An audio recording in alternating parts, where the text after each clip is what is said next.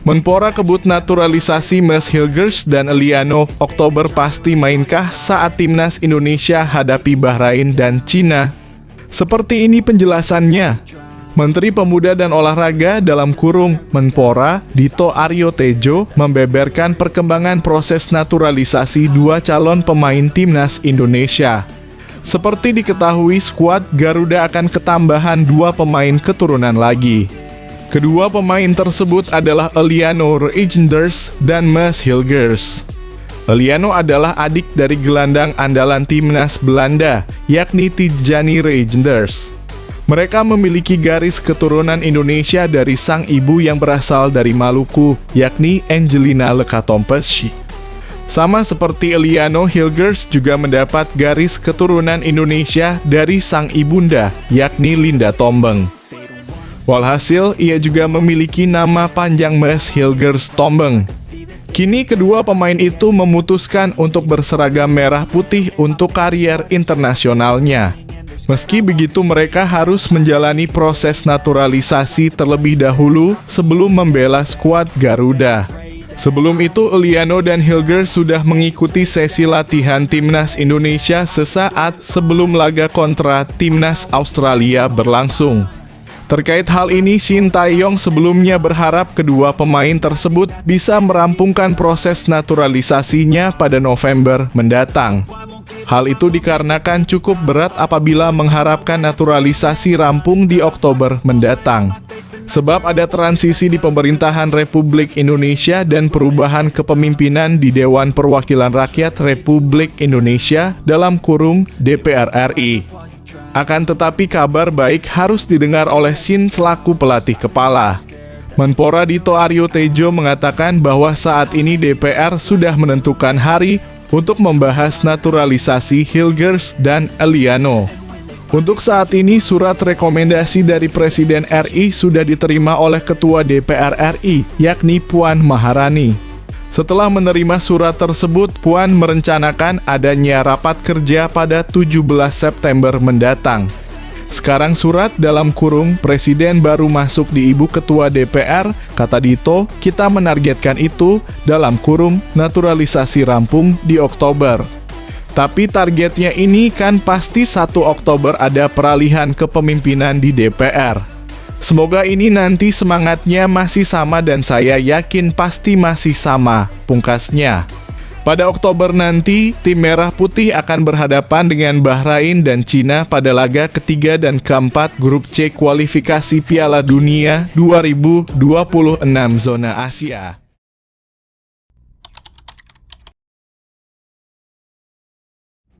Punya target masuk 100 besar FIFA, pemain timnas Mark Klok kirim saran untuk timnas Indonesia.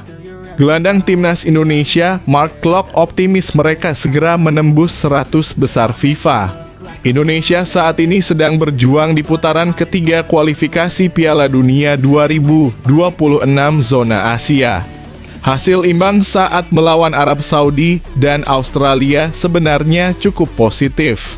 Pasalnya, ranking FIFA Indonesia melesat saat ini masuk ke posisi ke-129. Kualifikasi Piala Dunia akan jadi ladang bagi skuad Garuda untuk memperbaiki ranking dengan syarat harus mempertahankan performa tim.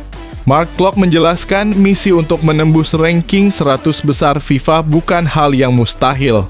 Apalagi mereka sukses memberikan perlawanan sengit saat berjumpa Arab Saudi dan Australia.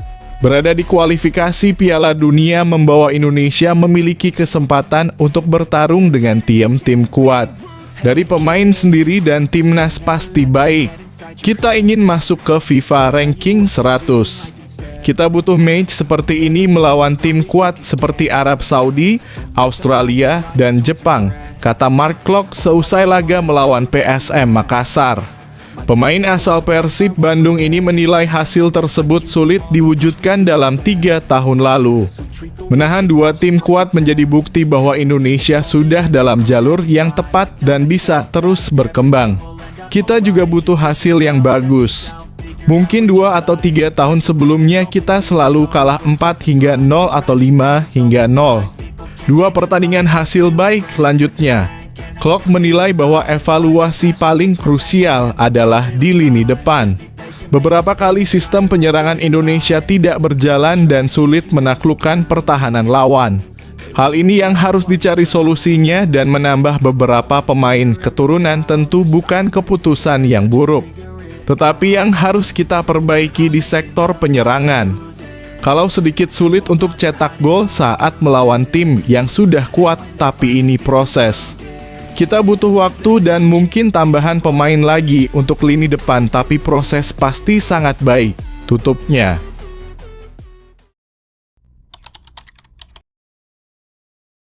Shin Tae-yong dikritik secara sadis walau timnas Indonesia sukses tahan imbang Australia, singgung soal gaya main parkir bus hingga diminta out.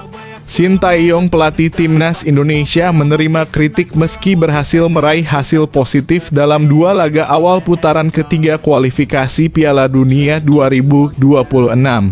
Tim Garuda mengejutkan banyak pihak dengan 2 hasil imbang yang diperoleh. Pada pertandingan pertama melawan Arab Saudi, timnas Indonesia berhasil menahan imbang tuan rumah 1-1 di Stadion King Abdullah Sports City pada 6 September. Selanjutnya mereka kembali tampil mengejutkan dengan hasil seri 0-0 melawan Australia. Dengan 2 hasil imbang tersebut, Indonesia kini berada di peringkat keempat klasemen sementara grup C dengan 2 poin dari 2 pertandingan. Keberhasilan ini merupakan kejutan besar karena sebelumnya timnas Indonesia dianggap tidak memiliki peluang besar di kualifikasi kali ini. Banyak media internasional dan netizen memberikan pujian untuk penampilan Marcelino, Ferdinand, dan rekan-rekannya. Namun, tidak semua komentar bersifat positif. Beberapa netizen Indonesia melalui akun Instagram +ball.ink mengkritik Shin Tae-yong dengan tajam. Mereka merasa bahwa meski STY menerima gaji besar dan fasilitas lengkap, strategi bertahan dan mengandalkan counter attack yang diterapkan dinilai tidak memadai. STY mendapatkan gaji besar dan fasilitas mewah, tapi hanya bisa bermain bertahan. Harusnya dengan pemain keturunan yang berkarier di Eropa, kita bisa bermain menyerang, ungkap netizen tersebut. Mereka juga merasa bahwa Arab Saudi dan Australia tidak seharusnya menjadi alasan untuk bermain bertahan dan bahkan meminta PSSI untuk mempertimbangkan pelatih baru. Di sisi lain, beberapa netizen membela STY.